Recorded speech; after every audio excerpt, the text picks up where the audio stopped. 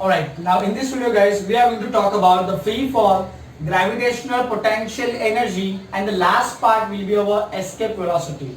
That's the last part of the chapter 2. So before moving to free fall guys, एकदम बहुत simple concept है. जब देखो कोई भी object, alright, so free fall मतलब क्या देखोगे, सिंपल है. जैसे अगर if any object is falling, right, so that object उसको किसी ने फेंका नहीं है, वो ऑब्जेक्ट खुद ब खुद गिरा है. एंड अभी जो ऑब्जेक्ट गिर रहा है उसके ऊपर सिर्फ एक ही फोर्स काम कर रहा है, that is your gravitational force. ठीक है, तो आपने कभी देखा रहेगा वो पिक्चर जिंदगी ना मिलेगी दोबारा, उसमें स्काई डाइविंग वगैरह होता है, बंजी जंप वगैरह होता है. ठीक है, स्काई डाइविंग दोनों भी सेम ही केस है. ठीक है, तो बेसिकली कोई भी आदमी जब कूदता है तो उसको धक्का मार के उसको धकेलते नहीं है. वो आदमी जब कूदता है तो जब वो गिरता है तो उसके ऊपर सिर्फ और सिर्फ एक ही फोर्स काम करता है, that is the gravitational force. So guys, whenever any object is falling and only gravitational force is acting on that object, then that force, or we can say the fall of that object will be called free fall. So free fall का कुछ mathematical analysis हम लोग देखेंगे. So this part is important from your numerical point of view. ठीक है, बढ़िया simple बात है. देखिए यहाँ पे क्या होगा, अभी ऑब्जेक्ट गिर रहा है नीचे, तो इसका u मींस व्हाट है, इनिशियल वेलोसिटी. तो ऑब्जेक्ट जब गिरने की कतार पे है तो वहां पे उसका इनिशियल वेलोसिटी रहेगा जीरो. क्या रहेगा, zero. This is the h nothing but the height, कि जिस हाइट पे से वो गिरने वाला है. सो हम लोग h को ही we will represent as s nothing but the distance travel by object. तो ऑब्वियसली गाइस, जितने हाइट पे से गिरेगा उतना ही डिस्टेंस कवर करके वो नीचे आएगा. राइट, जब वो ग्राउंड को हिट होगा, सो ग्राउंड को हिट होगा, that is the final point of the object और of the journey. So at that point whatever velocity will be there, that is referred as v, that is final velocity. So with the help of this we will modify the Newton's kinematical equations for the case of free fall. So guys, free fall में दो modifications we have to do. First modification u that is equal to 0 metre per second, because शुरुआत में object steady है, rest पे है. Then a is equals to, we have to take as plus g. a is your acceleration. Now here the acceleration means what है, बहुत बार बता चुके हम लोग. acceleration means what, change in velocity. तो यहाँ पे ऑब्जेक्ट जैसे जैसे नीचे गिरेगा उसका वेलोसिटी बढ़ेगा जरूर, एंड ये वेलोसिटी जो बढ़ रहा है, जो वेलोसिटी चेंज हो रहा है, it is happening because of the gravity. So we will use here a का value as g, that is the acceleration due to gravity. And this plus sign indicates you that object भी नीचे गिर रहा है और जो gravitational force है वो भी ऑब्जेक्ट को नीचे ही लेके आना चाहता है. तो ग्रेविटेशनल फोर्स की इच्छा और ऑब्जेक्ट के गिरने की दिशा दोनों भी सेम है. दैट्स व्हाई यहाँ पे साइन क्या है, plus. So after putting these two modifications in the equations, we can see the equations मैंने पुट किए हैं. These are your original equations. तो इसे पुट करने के बाद we will get the three equations from free fall point of view. So v is equals to gt, s is equals to half gt square. V you know final velocity, g you know, t you know time required to reach the ground or to complete the journey.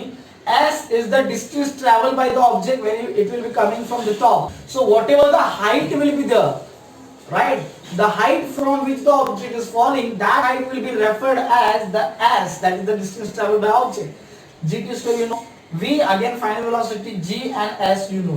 All right, so this is the one case for the free fall when your object is coming from top to bottom.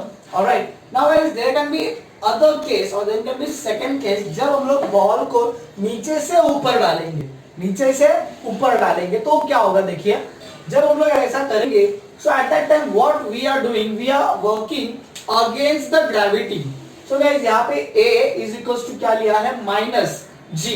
तो जब ball ऊपर ऊपर जाएगा तो ball में deceleration होगा, means what, ball का velocity कम कम होते जाएगा, मीन्स बॉल में निगेटिव एक्सेलरेशन और deceleration will produce, and that deceleration will be equal to g. Okay, and since it is a deceleration, since it is a negative acceleration, because as the ball is moving upwards, the velocity of ball is decreasing. That's why A is referred as the minus G. All right. Then V is equals to 0 metre पर second. Why? Because एक certain height पे जाने के बाद ball वहां पे रुक जाएगा और फिर वापस से अपने नीचे वाली जर्नी को शुरू कर देगा. तो भैया यहाँ पे रुक गया, इसका मतलब the final velocity will be 0 metre पर second. So here we are applying some initial velocity u, because without that खाली बॉल को मैंने पकड़ के रखा, आबराकडाबरा उड़ जा, नहीं उड़ेगा ना. I have to apply the initial velocity so that the ball will attain certain height, attain certain distance denoted by s, and after attaining that distance the ball will halt at that point. That is nothing but the final velocity v will be referred or considered as 0 meter per second. Now we will put these two modifications in the two equations we have, so that we will get these two equations for the case when the object will go to top from the bottom. So here you can see simply modifications over there. So A is equals to minus over here, V is equals to 0, minus will come over there, U is equals to GT. So then this is the third equation I have taken. V square plus U square 2s, V square 0 आएगा, then minus 2gs plus minus minus, this will go over there, you will get this. So you can see there is a quite similarity between this equation, right? जहाँ पे यहाँ पे final velocity है, यहाँ पे initial velocity है, ठीक है? All right. So this point is, this thing is very important from numerical point of view. After that, we are going to talk about something very, not you can say very much, but it's a little complicated thing, because उसके बारे में book में ज़्यादा बात किया नहीं है, ठीक है? बहुत ऊपर ऊपर से वो डिटेल वो दिया है इस चीज को, तो हम लोग उसको थोड़ा डिटेल में देख ही लेते हैं. That is your gravitational potential energy. Okay. Now guys, before moving to gravitational potential energy, ठीक है, लेट्स ट्राई टू अंडरस्टैंड. अभी देखो बॉल मैंने यहाँ से नीचे से ऊपर पहुंचा दिया था ना. अभी हम लोग बॉल का दूसरा जर्नी देखते हैं जब वो ऊपर से नीचे आएगा, जब वो ऊपर से नीचे आएगा, ठीक है? तो चलिए, अभी बॉल ऊपर खड़ा है, अभी हॉल्ट में है और अभी नीचे आना शुरू करेगा.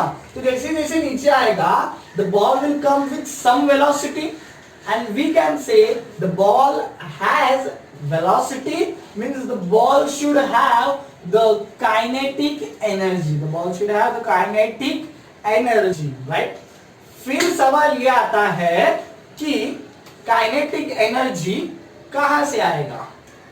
Alright, so kinetic energy जो अभी बॉल में आया है, हमेशा आप याद रखिएगा इस दो प्रकार का energy, potential energy and kinetic energy. याद है हम लोगों ने पहले लेक्चर में देखा था कि दो प्रकार के स्टेट होते हैं, या तो स्टेशनरी स्टेट मतलब रेस्ट, या तो मोशन वाला स्टेट. तो गाइस, जो ऑब्जेक्ट स्टेशनरी स्टेट में होता है उसमें होता है पोटेंशियल एनर्जी, एंड जो ऑब्जेक्ट मोशन स्टेट में होता है उसमें होता है काइनेटिक एनर्जी. तो बॉल ऊपर से नीचे आएगा मतलब बॉल में वेलोसिटी है, मतलब बॉल में काइनेटिक एनर्जी है. लेकिन सवाल ये है, the question is that kinetic energy आया कहां से? काइनेटिक एनर्जी आया कहां से? नाउ एज वी नो, कोई जादू करके तो उसमें डाल नहीं सकता kinetic energy. So there must some conversion that must have took place over there. कुछ तो कन्वर्जन हुआ रहेगा. क्यों? क्योंकि हम लोग का जो universal conservation of law of energy जो है, वो हम लोग को क्या बोलता है कि एनर्जी क्रिएट भी नहीं कर सकते, मतलब अचानक से किसी में फूंक नहीं सकते, अचानक से डाल नहीं सकते, या फिर एनर्जी को डिस्ट्रॉय भी नहीं कर सकते. तो क्या कर सकते हैं? We can convert energy from one form to the another form. Alright, ये आप चीज को याद रखिए. एनर्जी को सडनली किसी में डाला नहीं जा सकता, या फिर किसी से निकाला नहीं जा सकता. एनर्जी को सिर्फ और सिर्फ कन्वर्ट किया जा सकता है from one form to another form. Now since there is a kinetic energy in the ball, तो ये काइनेटिक एनर्जी आया कहां से? So there must be someone before the kinetic energy कि जिससे ये कन्वर्ट होके आया. तो वहां पे we will see कि बॉल एक पॉइंट पे खड़ा था, वहां पे एक पॉइंट पे वो हॉल्ट था, एक पॉइंट पे वो स्थिर था, रेस्ट पे था.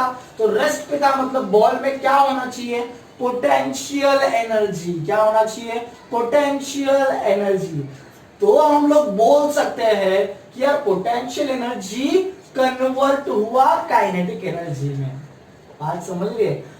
अभी नेक्स्ट सवाल, चलो यार बॉल हॉल्ट हो गया, मतलब बॉल हॉल्ट था, रेस्ट पे था, तो पोटेंशियल एनर्जी है। लेकिन पोटेंशियल एनर्जी आया कहां से? सो पोटेंशियल एनर्जी कहां से आया गाइस? ऑलराइट, सो गाइस ये पोटेंशियल एनर्जी कहां से आया? सो देखो जो बॉल जो पहले जमीन पे था, तो हम लोग क्या किए, बॉल के ऊपर we did some work, ball को नीचे से ऊपर पहुंचाने के लिए। So work means what guys? Work is equal to F into S। ये मैं ज्यादा डिटेल में नहीं जाऊंगा। Work is equal to F into S means we apply some force on the ball and ball को हम लोग कुछ डिस्टेंस तक लेके गए, मतलब एट डिस्टेंस ऑफ S तक हम लोग उसको लेके गए। समझ रहा है? इसका मतलब ही हम लोग ने बॉल के ऊपर क्या किया, वर्क किया, एंड जो वर्क हम लोग ने बॉल पे किया वो वर्क बॉल में स्टोर हुआ in the form of potential energy, and then ball जब सर्टेन टाइम के बाद नीचे आ रहा था तो वही पोटेंशियल एनर्जी कन्वर्ट हुआ काइनेटिक एनर्जी में। बात समझ रहे हैं? सो गाइस पोटेंशियल एनर्जी का अब देखिए बात सिंपल है कि जब हम लोग बॉल को ऊपर लेके जाते हैं, so we have to work against the gravity, we have to work against the gravity.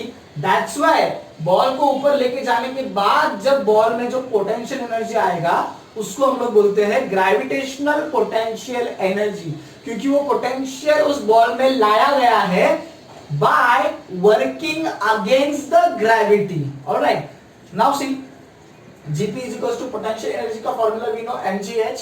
Now instead of G we can put our expression G is equals to gm upon r square.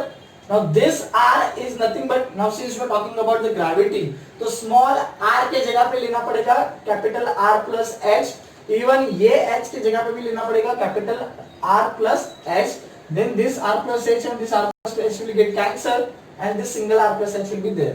ठीक है? तो ये small m था, that is the mass of object, this is a capital M, mass of earth, so this can be written as then minus gmm upon r plus h. ठीक है? Now this minus sign indicates that जो हम लोग ball को ऊपर लेके गए ना, मतलब बॉल के ऊपर वर्क किया, क्यों? बॉल को ग्राउंड से एक सर्टेन हाइट, एक सर्टेन डिस्टेंस s तक लेके जाने के लिए, तो वो जो वर्क किया वो ग्रेविटी के अगेंस्ट वर्क किया, दैट्स व्हाई ये नेगेटिव साइन उसका है। ठीक है? एंड देन ये फॉर्मूला मिलने के बाद on the surface of earth we will say r plus h is approximately equal to r, तो ये r का फॉर्मूला आएगा, यहाँ पे r आएगा इस फॉर्मूला में, where on the surface of earth. So this is the expression for gravitational potential energy. Then this potential energy will convert into the kinetic energy when the ball will actually start its second journey, that is from top to bottom. All right, so that was about the gravitational potential energy. Alright, now guys something interesting topic, that is your escape velocity. देखो नाम में ही escape मतलब क्या? छूट जाना, किसी के कब्जे में से छूट जाना, जिसको हम लोग क्या बोलते हैं? escape. ठीक है? escape velocity क्या बोलते हैं? ठीक है? देखिए यहाँ पे छोटा सा डायग्राम मैंने निकाला है, ठीक है?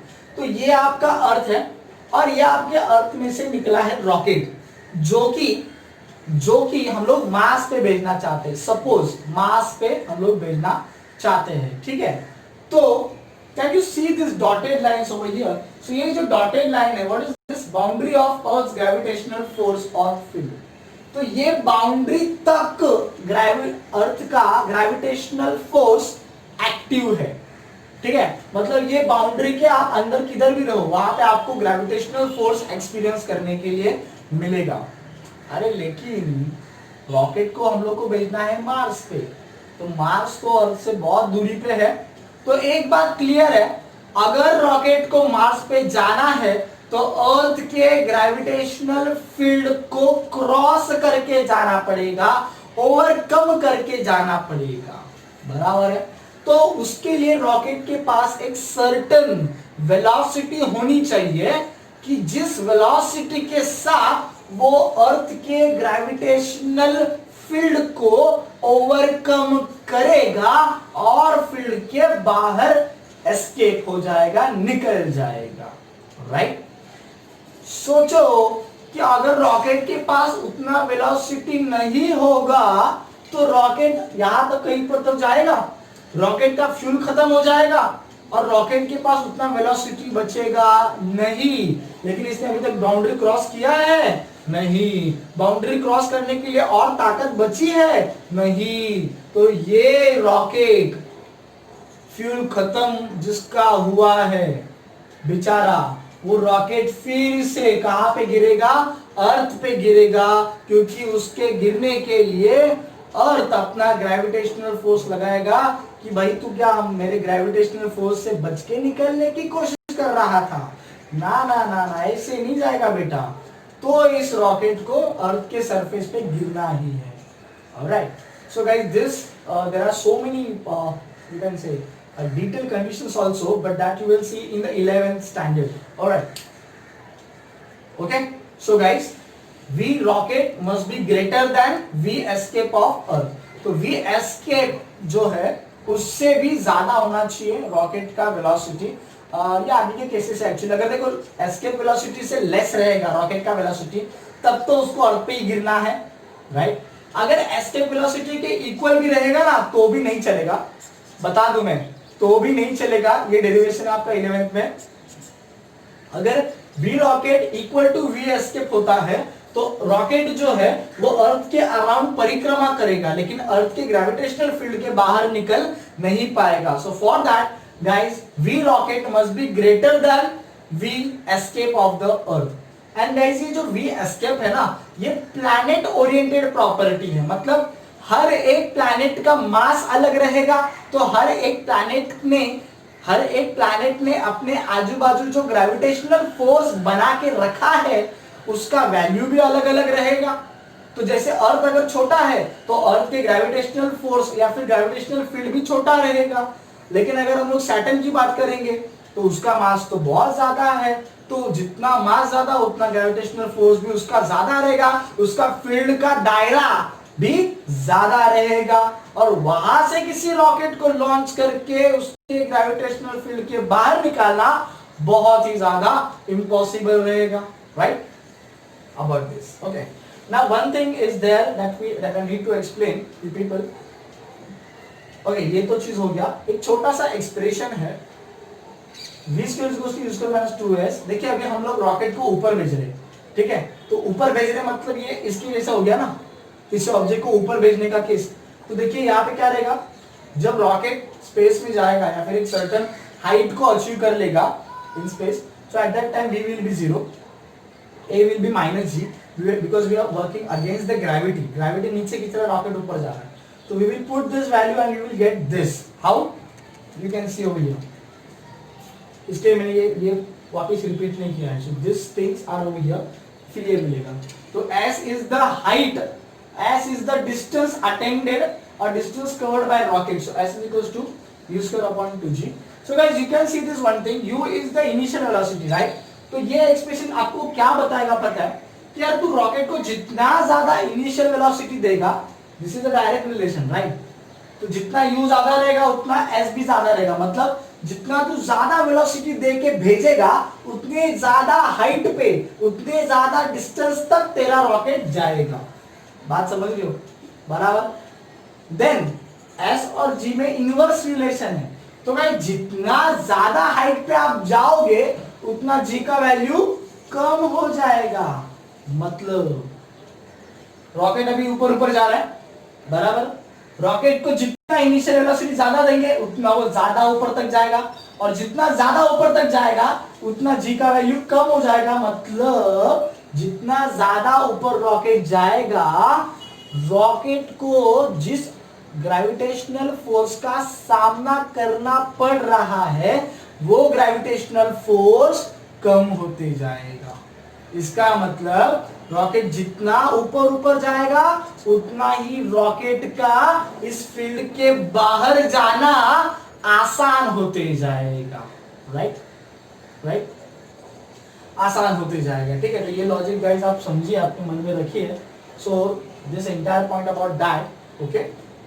दो चीजें मैंने बताई कि एक तो ज्यादा हाइट पे जाने के लिए इनिशियल वेलोसिटी ज्यादा देना पड़ेगा, एंड जितना आप ज्यादा हाइट पे जाओगे उतना वहां पे ग्रेविटी कम रहेगा। मतलब जितना आप ज्यादा हाइट तक जाओगे उतना आपका जो मेन एम है दैट इज की फील्ड से बाहर निकालना, ठीक है, तो फिर से बाहर निकालने का काम आपका और आसान आसान आसान बनते जाएगा, right? Okay fine. Now we will see the in the next part there is a bottom part पे there is a derivation for the escape velocity. तो वो उसके बारे में चर्चा करते हैं.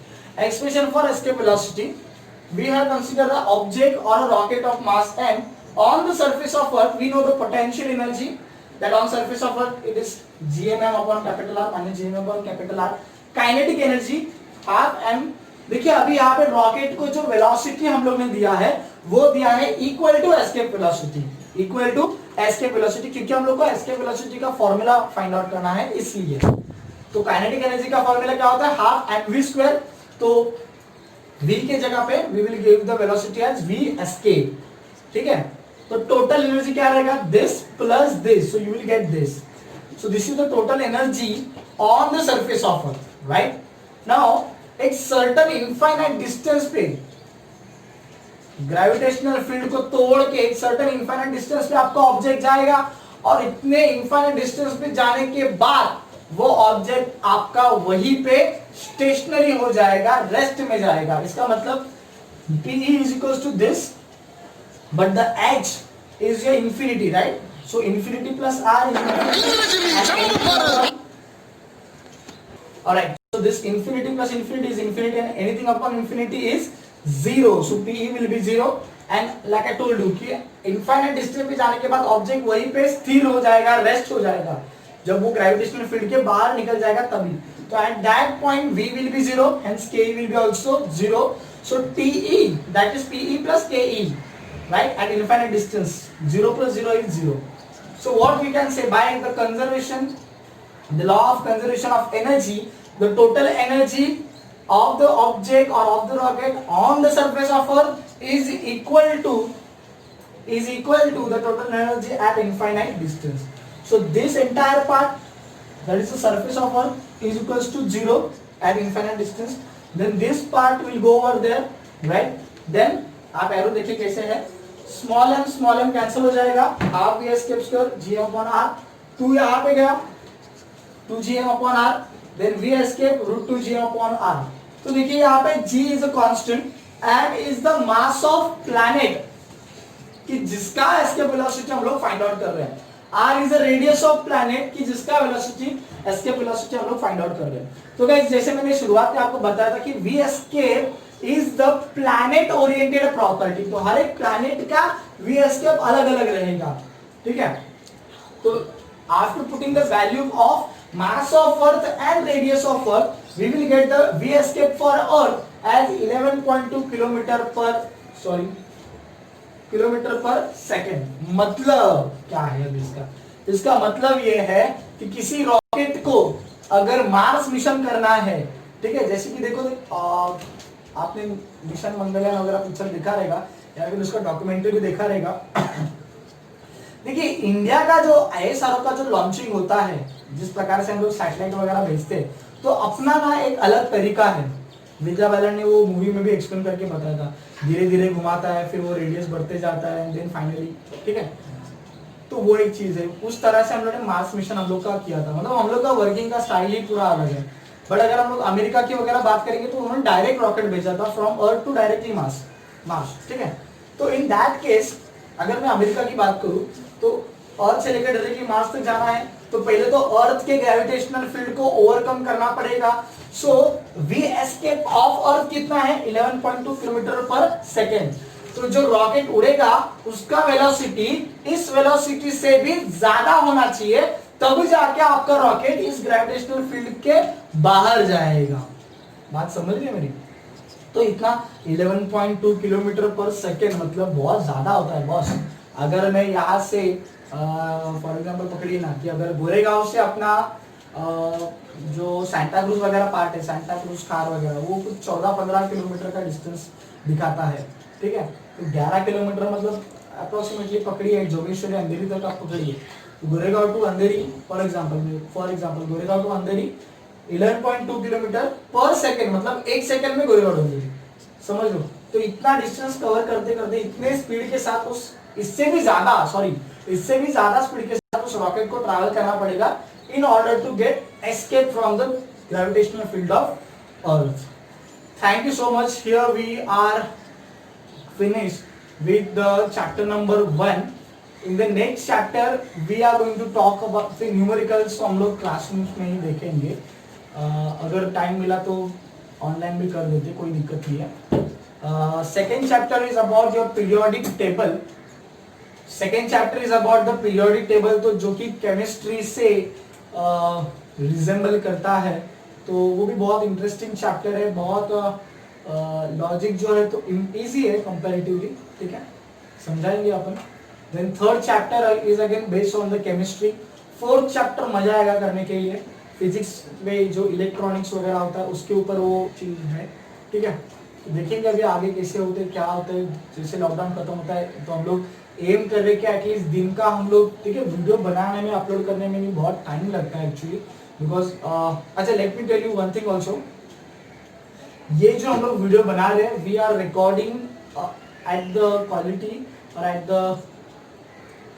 रेशो ऑफ 1080p पे हम लोग इस क्वालिटी पे हम लोग रिकॉर्ड कर रहे हैं. तो HD क्वालिटी है, ठीक है.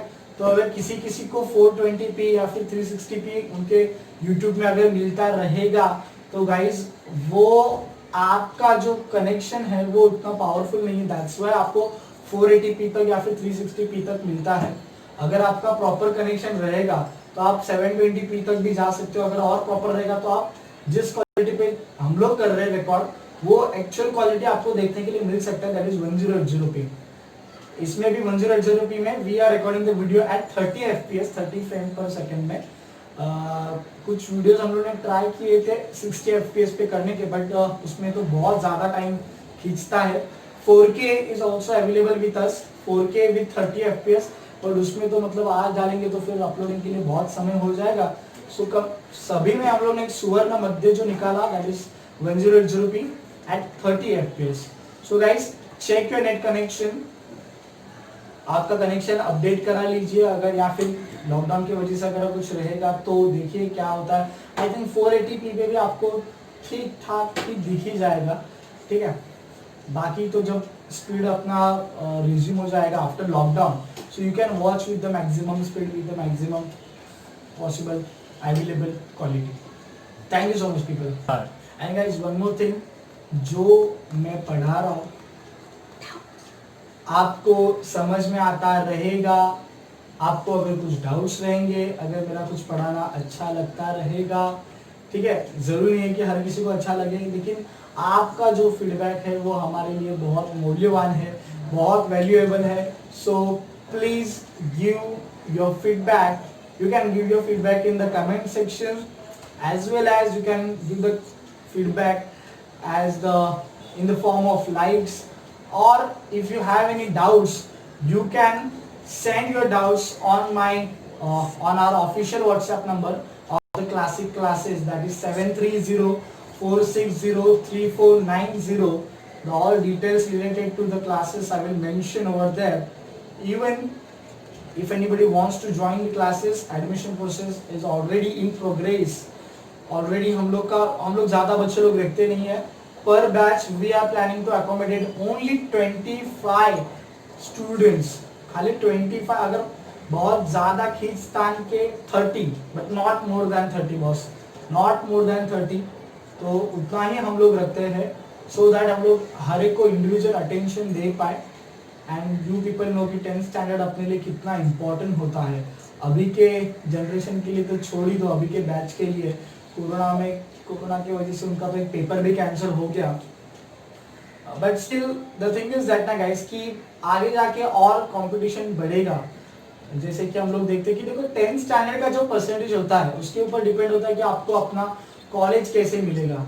And that's what the turning point, the first turning point of your life. क्योंकि अगर कॉलेज अच्छा मिला, मेन बात तो कॉलेज मन का मिला जो आप चाहते हो, वैसा अगर कॉलेज मिला, अच्छा कॉलेज मिला, तो वहाँ पे क्राउड, जो आपका सराउंडिंग क्राउड होता है वो भी अच्छा होता है, आपके फैकल्टीज अच्छे होते हैं, ठीक है. उसके वजह से क्या होता है कि आपके आजू बाजू में एक पॉजिटिव ऑरा क्रिएट होता है, पॉजिटिव एनवायरनमेंट क्रिएट होता है, जो कि आपके करियर के ग्राफ को ऊपर लेके जाता है. अगर आपको 10th में अच्छे मार्क्स नहीं मिले तो कहीं पे आपको दूर कॉलेज के लिए भटकना पड़ेगा, ट्रेन पकड़ के धक्के खा के जाना पड़ेगा। एंड सेकेंड थिंग, वहां पे फिर क्राउड कैसे मिलेगा, फैकल्टी कैसे मिलेंगे, ये सारे सब प्रॉब्लम्स होते हैं, ये सारे सब क्वेश्चंस होते हैं। एंड उसके बाद में फिर जिसको हम लोग